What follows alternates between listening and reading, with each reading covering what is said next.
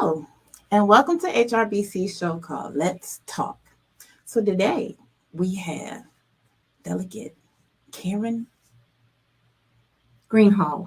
Greenhalgh. I'm sorry about that. I just didn't want to mess it up for the people. So Delegate Greenhalgh here, and she's with the 85th District, and we are really excited to have her. But Delegate Greenhalgh, tell us a little about yourself. A little bit about myself. I represent the 85th District here in Virginia Beach. That's the Kempsville area up to Pembroke Mall, down to Regent University, and I have Mount Trashmore. This is my first time in office. Last year was my first attempt to run for office. I won by 115 votes. And the last few years, I've been working to help people I wanted in office, people I wanted to be able to vote for, win and get in office. And so when the seat came up, they needed somebody to run. And so I stepped up. So I'm thoroughly enjoying it and enjoy serving the people in my part of Virginia Beach. Awesome. Now I have a few questions for you. Yes, ma'am. You ready? Yes, ma'am. All right. How will you support economic improvement in African American community? So, well, economic improvement right now with inflation going crazy across the nation is difficult, but it is simply increasing the opportunity to get a good job, good paying job, and lowering cost. So in Virginia right now, we can work on helping with better job opportunities, and we can lower costs by lowering the taxes, which we've tried to do. We've lowered the Virginia taxes. We've lowered taxes for our military veterans. We got rid of the state portion of the food tax, and we tried to get rid of lower the gas tax, get rid of the state portion of that, but that one we didn't get through. That would have been 25 cents a gallon. I meet so many people. I'm walking doors in my district to meet my constituents and see what's important. And I've had so many say they feel they need to get a second job, but they can't afford the gas to go back and forth to the second job. So it's a difficult situation right now. But in Virginia, we've made big steps to try and keep money in the pockets of our Virginia hardworking citizens. Yes, I feel you on that gas tax. We were so close. I needed it. But hey, maybe next time. How will you support job creation in the African American community? So, well, job creation. Mm-hmm. Sure. I just love the idea of having more opportunities. Not everyone wants to go to college. I'd like to see more opportunities for skills and trades. I'm actually working with, I don't want to say too much because it might not work, but I'm working on a plan to try and help high school students actually be able to graduate with a certification so that they can go straight into the job force if that's what they would like to do. But beyond jobs, there are so many people like me who wanted their own business, want to be able to make decisions for ourselves. And I didn't get to go to college. To be honest, I didn't do well in high school. There was no scholarship. There was no money. And so I started my first business in my garage, grew it, sold it. But I'll never forget how difficult it was for a first-time person trying to get into business to learn how sales tax works and the business license and all the regulation. And I was in manufacturing, so we had to deal with OSHA and all the employee. And there were a lot of laws and regulations, and even more now. When I started my second business, I really seriously thought about, do I want to do this? Do I want to go through all this again? And I did. So I'd like to see regulations reduced. In the last session, we did manage to reduce a lot of the paperwork that veterans have to go through to start businesses. And I'd like to see that extended.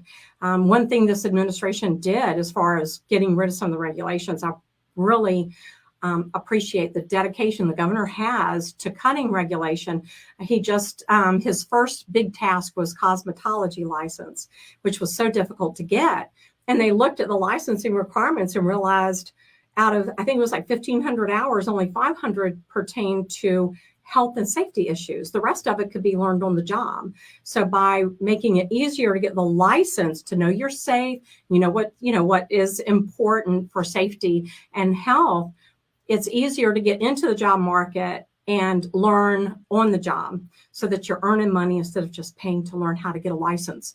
So just common sense things like that will really help to make jobs more available and better jobs at a faster pace to be able to progress. Awesome. Okay. Do you support community policing, and do you have a vision of what that will look like? Yeah. So community policing to me, if you just look up definitions, everybody has a different idea. My idea is that the police will know the people in their neighborhood, and the people in the neighborhood will know their police officers. And right here in Virginia Beach, it's a process we have well. The SROs are assigned to the same precinct. SROs are the police officers that work in the schools. They're assigned to the same precinct that they patrol when they're not on school duty. So they know their areas well. I did a ride along with our police officers just a few weeks ago, and it was a really eye-opening experience for me. But I got off track a little bit. But as far as the community policing, I think that's really important. And another thing I like about Virginia Beach is that every precinct has every quarter an outreach into the community where they can interact on a normal basis, and the kids can see that the police are their friends, not their enemy. And then the parents, if they know their police officers, if there's a kid getting off track, they can actually go to the police officer and ask them to talk to their child. That's one thing I would like to see happen more often. But in the police ride that I did, the biggest issue was mental health. We went to we had a drug overdose, we had an attempted suicide, and both of those, the police ended up taking charge. And then we had a man who was having a mental health crisis. He was, I've heard the word brittle and people break. Well, that's where this gentleman was. And by the time the police got there were people trying to keep him out of the street. And so people were keeping him out of the street and the police came, but then this man, he had had so many confrontations with the police, he was afraid of the police, but he wanted help. And it was really sad. And he talked to me because I didn't have uniform on. So while the police officers kept him out of the street, he talked to me, and the police officers were able to identify him, which was difficult because he had no identification on him. But they figured out who he was, found a hospital that would take him as long as he said he needed help. So he talked to me all the way to the hospital, into the hospital, and there were 3 police officers that went in with us to make sure this man stayed safe, stayed calm, and got the help that he needed because they didn't want to arrest him. So the problem this brings up for me is the idea of community policing and having mental health counselors address issues like my police officer had to address when I was with him. And there's a system here in Virginia Beach where calls are rated. Could this be a mental health counselor with police as backup, or maybe police and a mental health counselor in case they can be of assistance? But there aren't enough mental health counselors to fill the positions. So most of the police officers I talk to, they get these calls, but there's never a mental health, or rarely a mental health counselor to fill that position. So I would love to see those positions filled so that we can actually enact that part, which I think is probably the core of community policing. Okay. So just out of curiosity, if they wanted to fill those positions, what they need to do? Yeah. They can go to the city. If you go to the city and they have job openings, because we actually my assistant, Emily Nelson, checked to see if there were really a whole lot of job openings, because I wondered, are they not trying to fill the positions, or are the positions not being filled? And we found it seems to be the positions are simply not being filled. So if anyone wants to jump in, you can contact the city, and it would be a wonderful thing to be able to jump in and help these police officers do what their job is, instead of having to help people who are afraid of police officers. Yeah. Oh. Okay. So tell us some of the wins that you see Virginia parents winning to protect our children. So, well, one of the big ones was the repeal of House Bill 257, which it changed the reporting requirements for actions that took place on school property that off of school property would have been a crime. So we are back to, because of that repeal. Now, if a student does something that could be considered a felony, they are required to report it to the police. The law is a bit more complicated, but that's the high level. But what I really like is if it's a misdemeanor, they've given the school flexibility on how to handle it, but these issues do need to be addressed. And if a child is the victim of what could have been a crime, the parent is required to be told your child was the target or could have been the victim of a crime, and tell them how they can go to the police, find out what happened, and press charges if it's appropriate. So the parents are not left out of the loop, which is something that was happening under 257. So that's a big win. It protects students, not just the students who are victims, but students who commit crimes, because if we don't hold them accountable in school and they think this behavior is acceptable, how can they manage in a college situation, or how can they manage being a good employee if they're not held accountable for their actions? So we're helping everyone with that bill. And another one I really like is the Educational Improvement Scholarship Program. And that's you're nodding, you know about that one? This is a program that was fully funded by this administration. If someone makes a donation to a private school, then that money can be used as a scholarship for an economically disadvantaged youth to be able to go to the private school. And the donor gets a tax credit. So I think it's a win-win for everyone. And it's a scholarship program. And again, I see where that could be extended beyond where it is. And I'm trying to come up with legislation to extend that, to give even more opportunities to economically disadvantaged youth to be able to further their education while they're still in public high school. And again, that's another one I'm working on. So, but hopefully it'll come through. It's looking good. Okay. Your slogan is Restore Virginia. Tell us about that. What is the meaning behind it? So, well, I came up with Restore Virginia because I just love Virginia. I've always lived here, always lived in Hampton Roads. I was born in Portsmouth, never lived anywhere else. Lived and worked in all 5 of our South Side cities. And so I love our history. And we've always been first. We've always been the leader.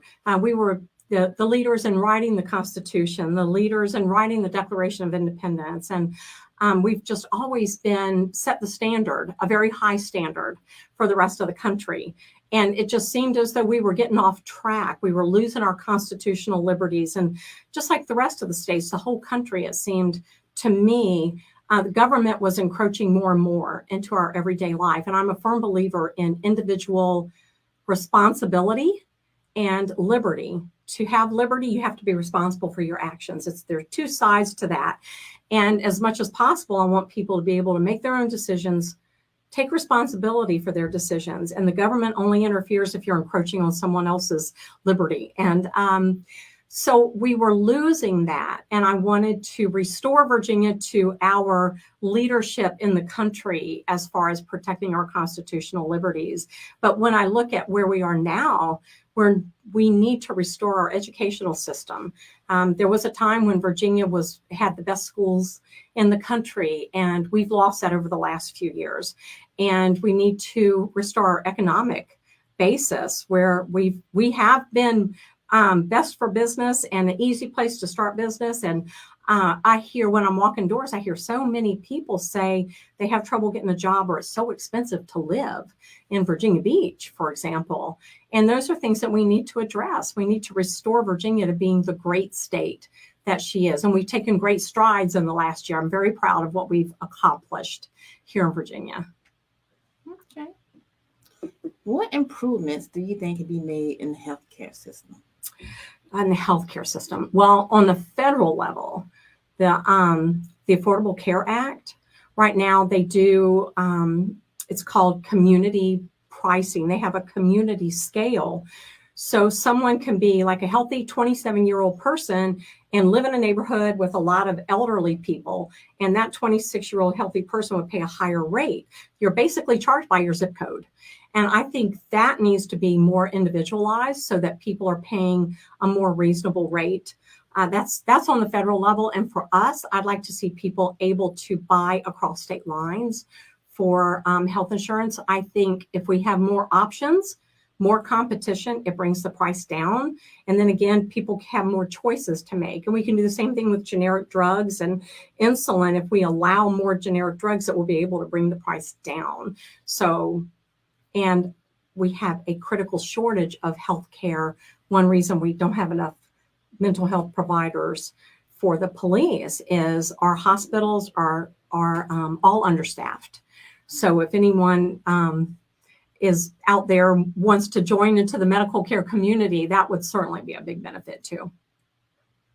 Okay. So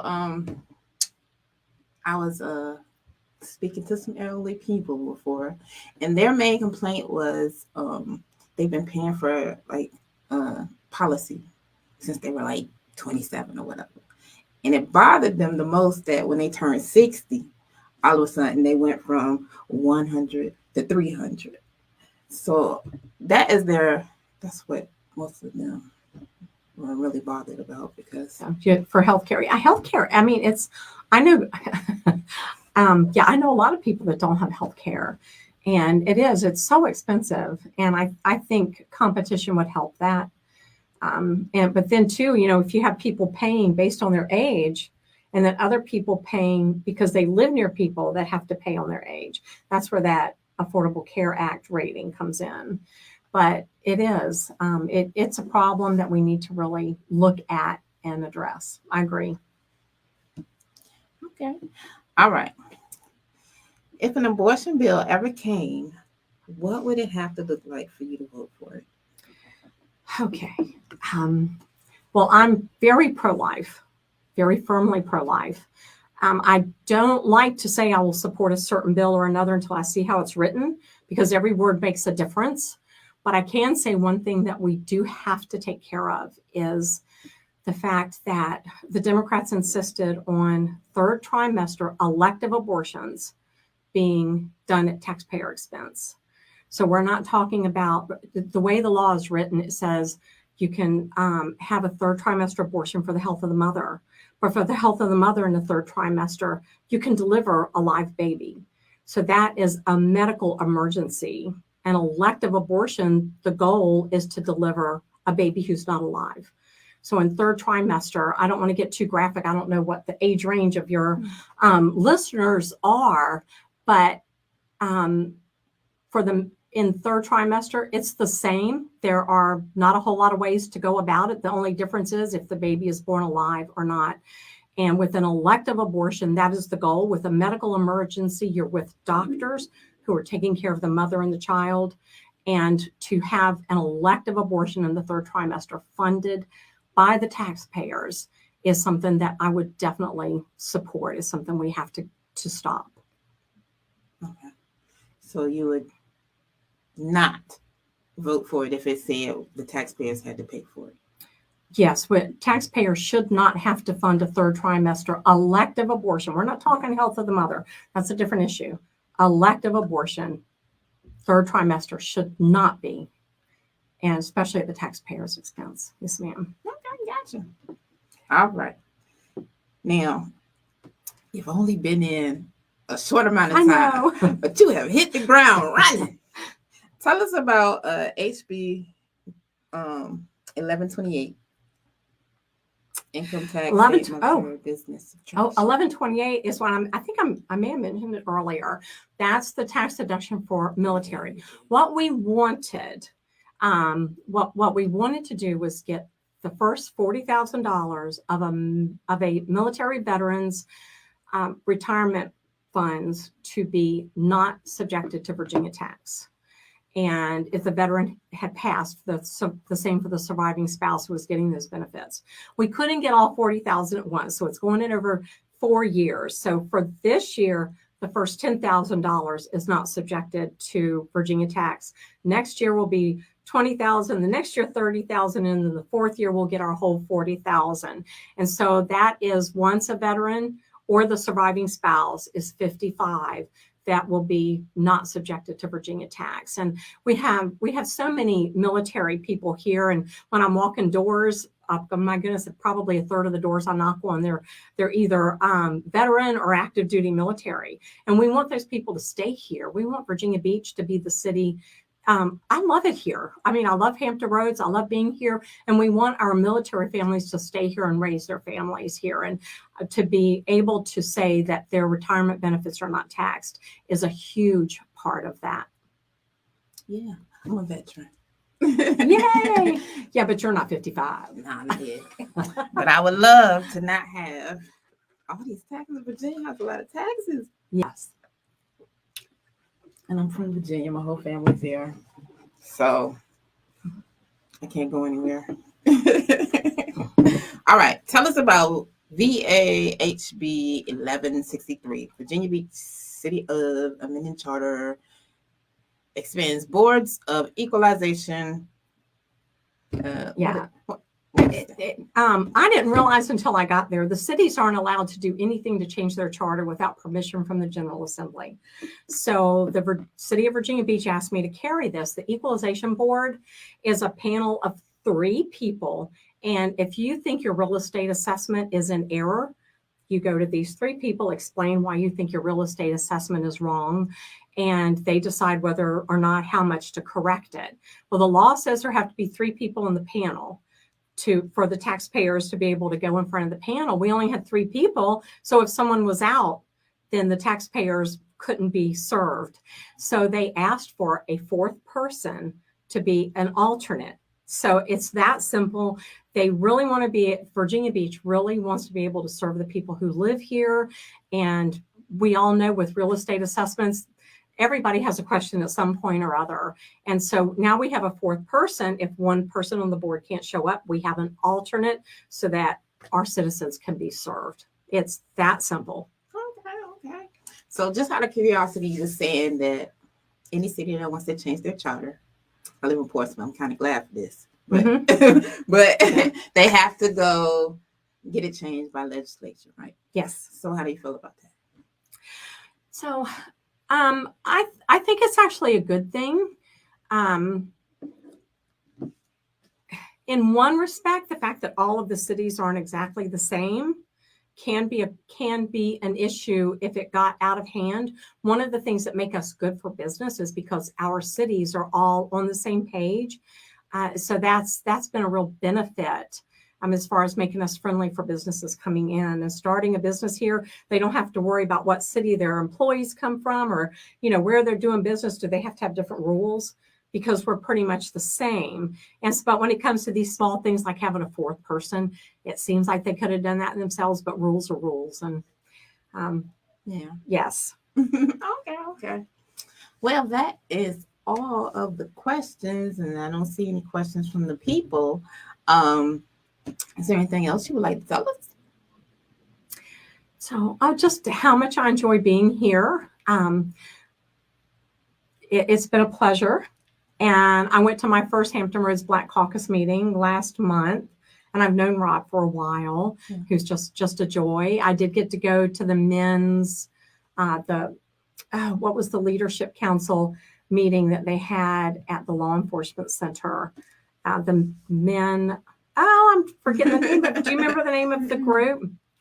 But I got to go there and speak, and it's just a leadership opportunity for young people. And so just so many good activities. And I just love living in Virginia Beach, representing Virginia Beach. And I appreciate the honor. I really feel to have been elected to this position. It's an honor. And I'm doing my best to live up to the responsibility that y'all have given me. And I do want to be held accountable. So if someone has questions, I think as much as I believe in individual decisions, we elect people to make decisions for us. And so when we elect them, we need to hold them accountable, not just me, but everyone that you vote for. If you have a question, they should be willing to answer you. Cool. Now, Yeah. when you were speaking at our members meeting, you said that we didn't have to be in your district to contact you and ask you questions. Oh, no, that's true. I will tell you a story. I wrote a letter to every church in my district, simply saying, as delegate, if you would like to have a conversation, tell me what's important to your part of our community. I'd love to hear it. Well, I got a letter back from a pastor who I assumed was writing a response to that letter. Went to see him, and we crossed the line. I said, this isn't my district anymore. And so he's in a different district, but I'm working with this church. And no, you don't have to live in my district. I figure every vote I make affects every person who lives in the state of Virginia.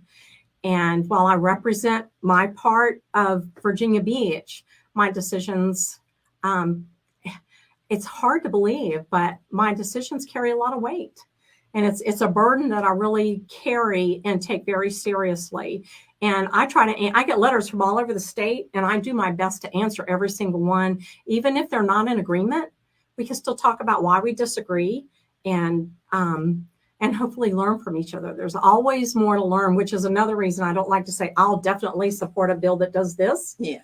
Because if you read it, there can be unintended consequences. And then you have to tell somebody no after you said yes. I'm very careful about what I say. I know my principles, they're not negotiable, but how a bill is written makes a big difference. And I learn a lot from the letters and comments I get from people.